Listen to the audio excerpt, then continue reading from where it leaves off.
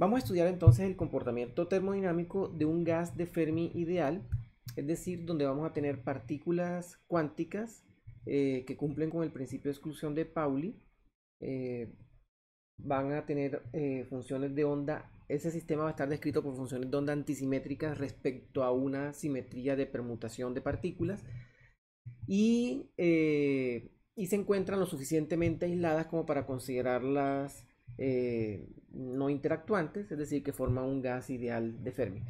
En esas condiciones nosotros vamos a analizar cómo es la función de partición del sistema y en este caso, esto ya lo hemos venido revisando, ¿no? En el caso de partículas cuánticas tenemos la función de partición de esta forma, que para el caso del gas de Fermi, pues tenemos acá el signo positivo.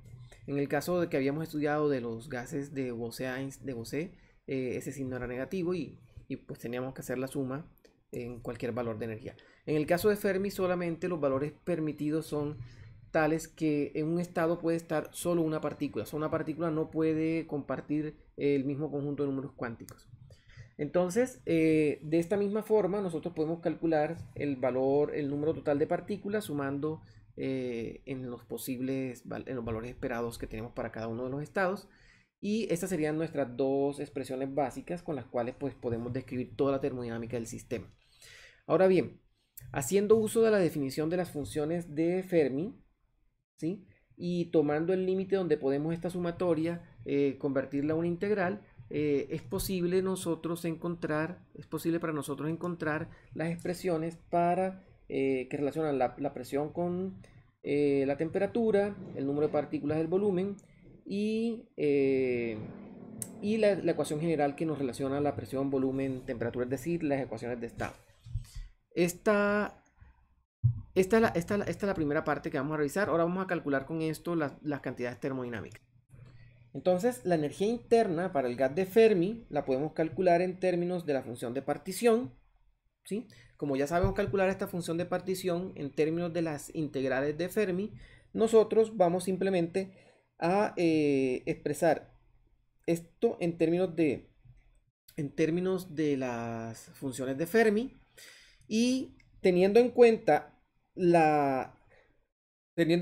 que las derivadas de las funciones de Fermi toman siempre esta forma que está aquí abajo, nosotros podemos expresar esta energía interna en términos de la función de Fermi de 5 medios y la función de Fermi de 3 medios.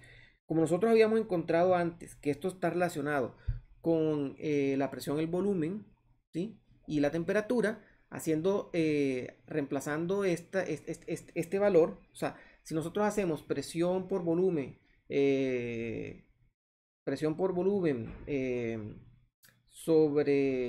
presión por volumen sobre el número de partículas por kBt, vamos a encontrar que esa expresión está relacionada con estas dos funciones de Fermi. Eso fue lo que hicimos antes.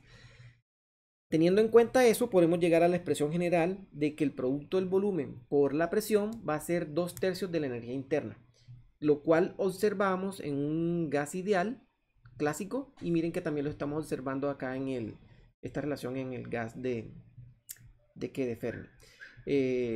Ahora bien, haciendo lo mismo para el calor específico, nosotros podemos encontrar, si buscamos la variación de esta energía interna respecto a la temperatura, a un volumen constante, vamos a encontrar el calor específico.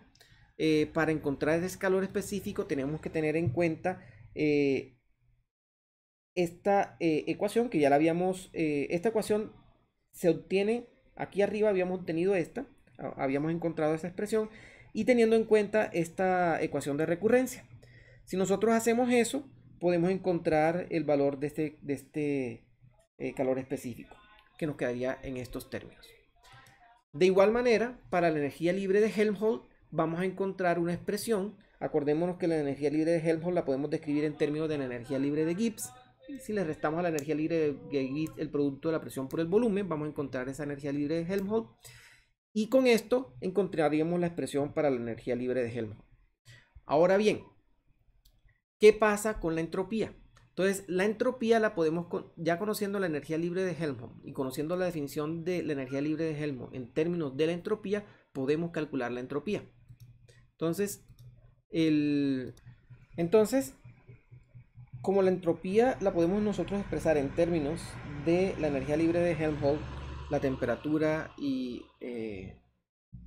la energía interna, nosotros podemos despejar de aquí la entropía y al reemplazar las cantidades que encontramos antes, encontramos la expresión para la entropía.